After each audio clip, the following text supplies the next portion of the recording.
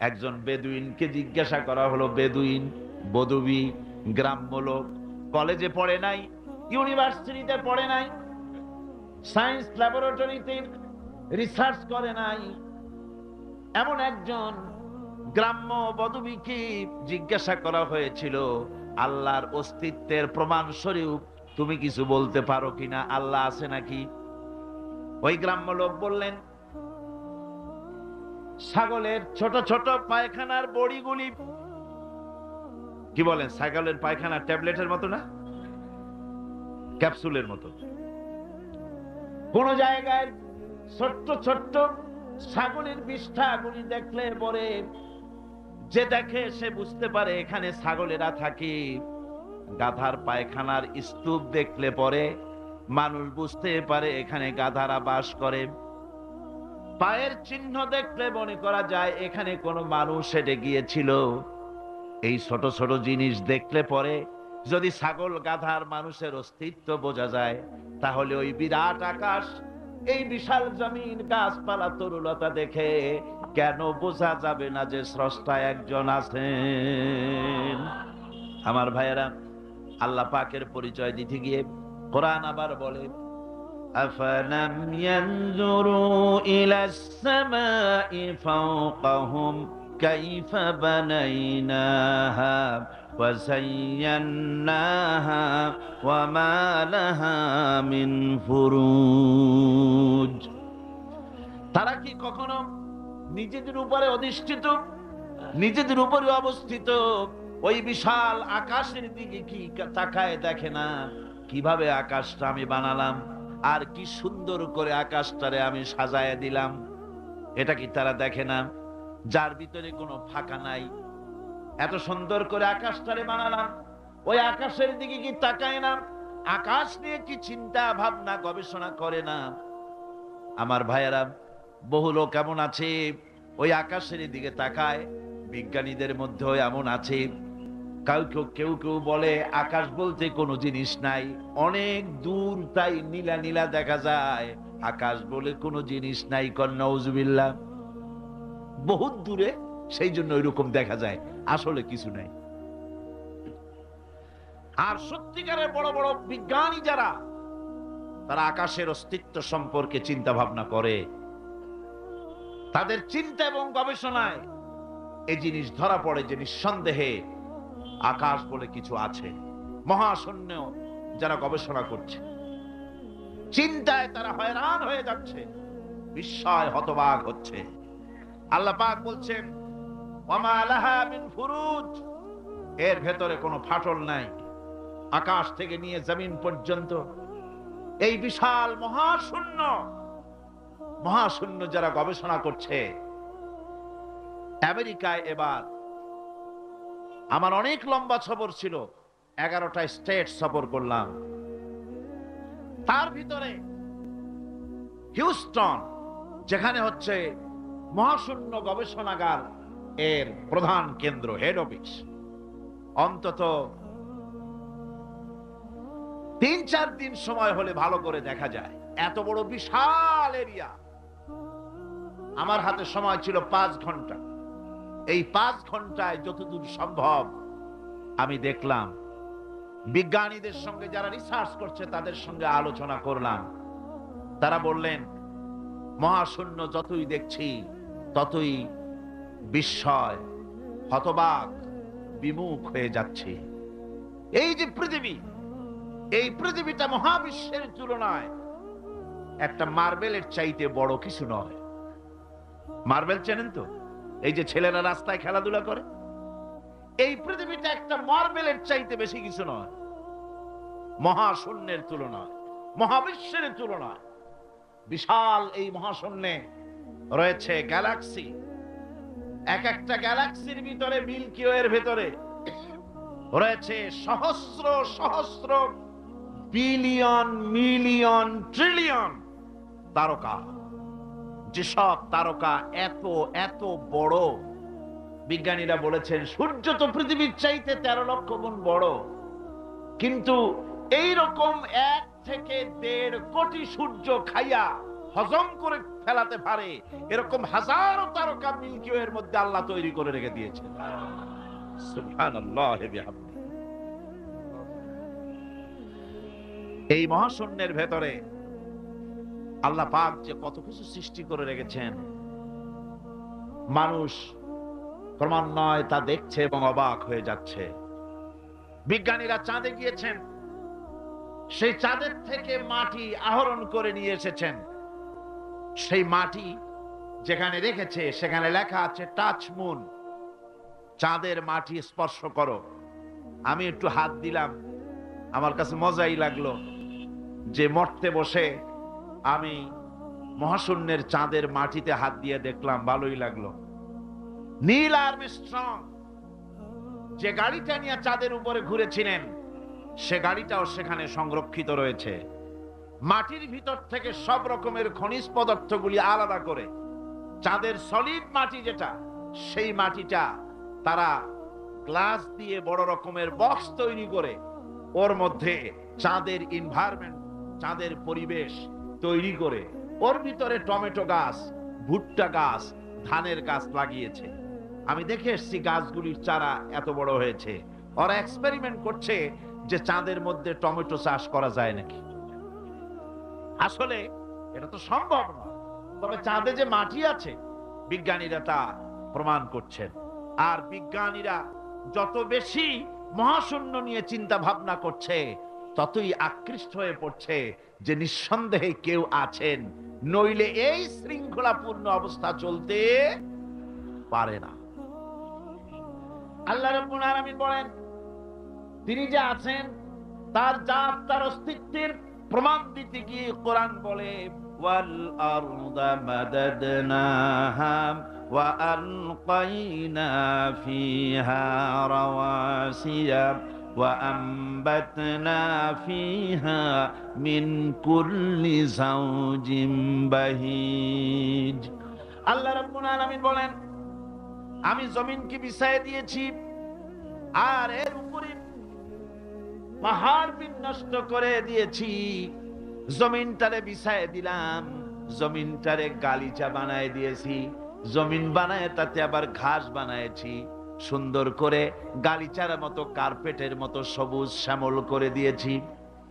এরপরে এর উপরে পাহাড়গুলি দিয়া দিলাম, পাহাড় দিয়া জমিনকে টাইট করে দিলাম। তাবসিরাতান ওয়া যিকরা লিকুল্লি আবদিন মুনিব।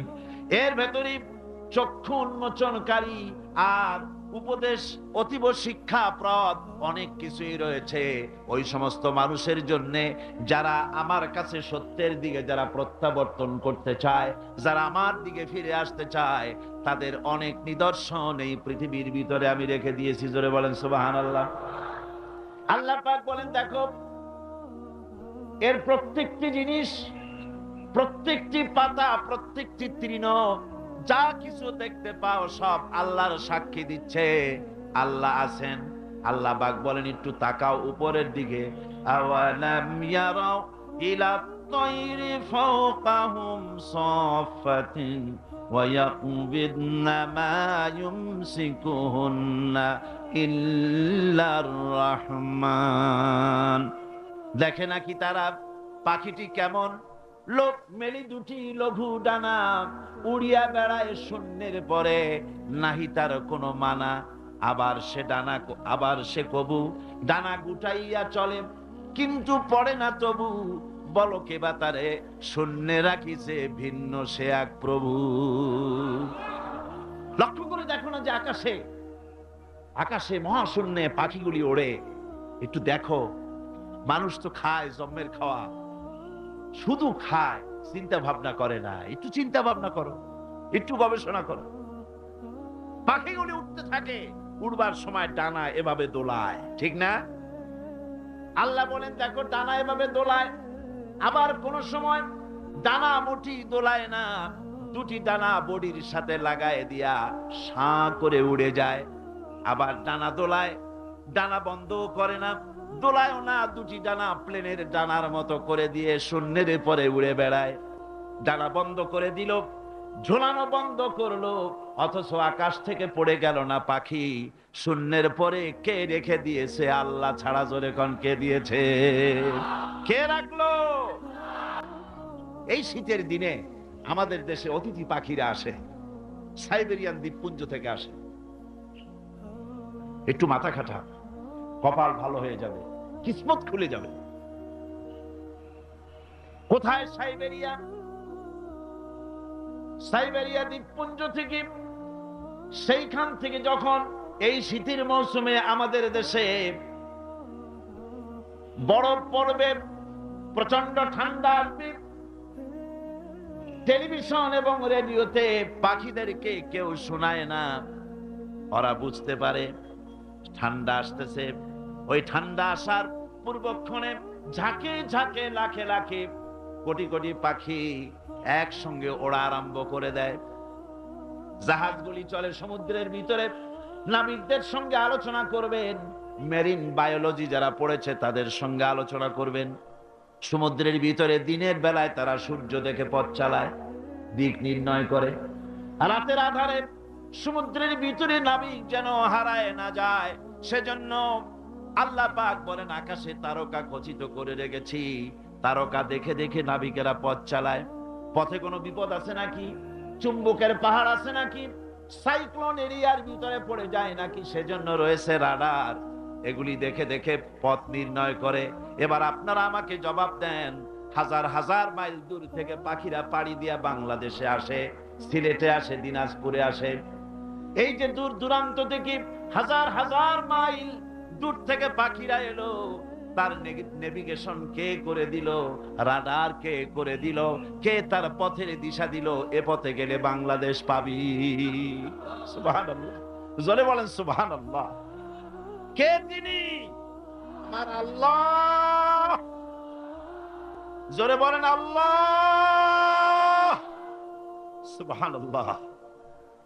আল্লাহ, তোমার জন্য মহব্বত করতে পারি তৌফিক দাও, তোমার জন্য যেন বাঁচতে পারি তৌফিক দাও, তোমার নামের উপরে যেন মরতে পারি তৌফিক দাও, জান্নাতে তোমার যেন দেখতে পারি তৌফিক দাও। এসব অসংখ্য নিদর্শন দেখে যারা বুদ্ধিমান, যারা জ্ঞানবান, যাদের মাথার ভিতরে কিছু আছে, তারা বোঝে নিঃসন্দেহে একজন আছেন, তিনি আর কেউ না, তার নাম হচ্ছে আল্লাহ রব্বুল আলামিন। এবার আল্লাহ পাক বলেন তাকাও, আমার সৃষ্টি ভালো করে দেখো।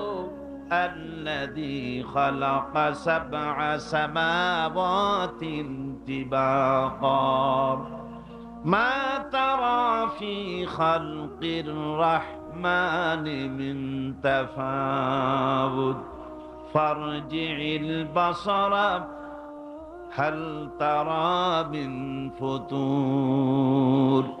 ক্ষমাশীল তিনি, সপ্ত আকাশ রচিলেন থরে থরে, কোন ত্রুটি হেরিবে না তার পূর্ণ সৃজন পরে।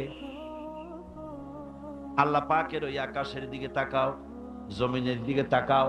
আল্লাহ বলেন বারবার দেখো, বারবার তাকাও, দেখো আমার সৃষ্টির ভিতরে কোনো ভুল আছে নাকি, আমার সৃষ্টির ভিতরে কোনো খুঁত আছে নাকি, কোনো রং আছে নাকি, কোনো অসুবিধা আছে নাকি। ভালোভাবে তাকাও, আবারও তাকাও। সুম্মা রজি'ল বাসারা কাররাতাইনি ইয়ানকালিব ইলাইকাল বাসারু খাসিআন ওয়া হুয়া হাসির। আল্লাহ পাক বলেন দেখতে দেখতে তোমার চক্ষু ফিরে আসবে তোমার কাছে। চাহো তুমি তার সৃষ্টি পানে, দেখো কিছু ভুল চুক, ফিরাও তোমার নয়ন খানি, ফিরাও তোমার মুখ। অক্ষমহীন দৃষ্টি তোমার সৃষ্টিতে পাবে ফাঁকি, ফিরাও তোমার নয়ন খানি, ফিরাও কাঙ্গালাখি। তাকাতে তাকাতে চোখ আজিজ হয়ে, দুর্বল হয়ে তোমার দিকেই ফিরে আসবে। আমার সৃষ্টির ভিতরে কোনো ভুল দেখতে পাবে না। সুবহানাল্লাহ কর, সুবহানাল্লাহ কইতে ইচ্ছা করে না মিয়া ভাইরা আমার। আল্লাহ পাক বলেন এইভাবে করে আমি আকাশকে থরে থরে সাজায় দিলাম, জমিনটাকে সুন্দর করে দিলাম, আর এই জমিনে ফসলের ব্যবস্থা করে দিলাম।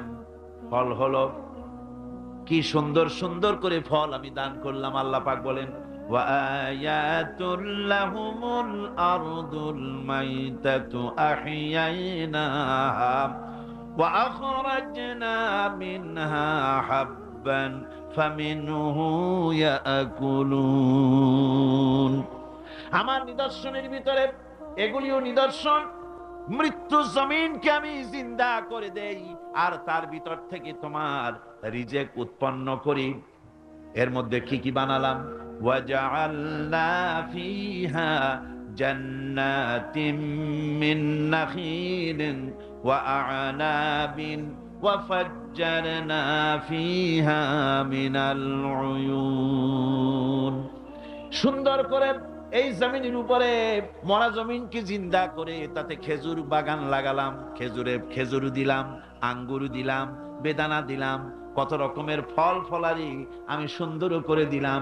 জমিন থেকে ঝর্ণা ধারার পানি আমি উচ্ছারিত করে দিলাম।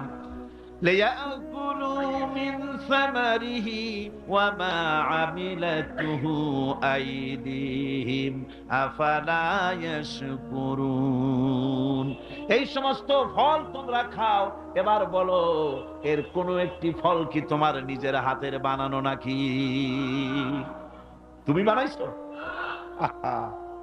এই যে বেদানা, আঙ্গুর, আপেল, যা কিছু খাও, কার বানানো?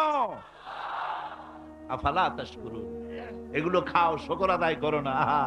এগুলা খায় বান্দা ছাগলের মতো চাবায়, শুকর আদায় করে না। বাম হাত দিয়ে খায়, তাও ডান হাত দিয়েও খায় না। আল্লাহর নাম নিয়ে খায় না। বাম হাত দিয়ে খাওয়া এটা নাকি একটা কি স্টাইল, সোজা কথা। আর হুজুর বলেছেন বাম হাতে খায় শয়তানে। বাম হাতে কে খায়? চিল্লা এখন, বাম হাতে কে খায়? শয়তান। বাম হাতে আল্লাহর বানানো জিনিসগুলো খায়। সিগারেট গুলা দেখছি দাঁড়ায় দাঁড়ায়, বা যখন গাড়িতে চলি দেখি নজরে পড়ে, সিগারেটটা ধরাইয়া মুখে ধরে টান দিয়া তারপর উপরের দিকে ফু ছাড়িয়া দিয়ে তাকায় থাকে, ফু গেল কদ্দু। আরে কপাল পোড়া মুসলমান। আল্লাহ রাব্বুল আলামিন বলেন, এত সব অসংখ্য নিদর্শন আমি দিলাম, এই নিদর্শনাবলীর ভিতর থেকে আমারে খুঁজে বের করো, আমারে সেজদা দাও, শুকর আদায় করো। দাম চাই না, পয়সা চাই না, শুকর আদায় করো। মাঝে মধ্যে খাও আর বলো আলহামদুলিল্লাহ। পড়েন সবাই, আলহামদুলিল্লাহি রাব্বিল আলামিন। আল্লাহর প্রশংসা করো। এই যে শীতের দিন বাড়িতে পায়াস বানায় খাও। চট্টগ্রামে খায় না বুঝি? এটার কি পায়াস বলে না কি বলে? কি বলে?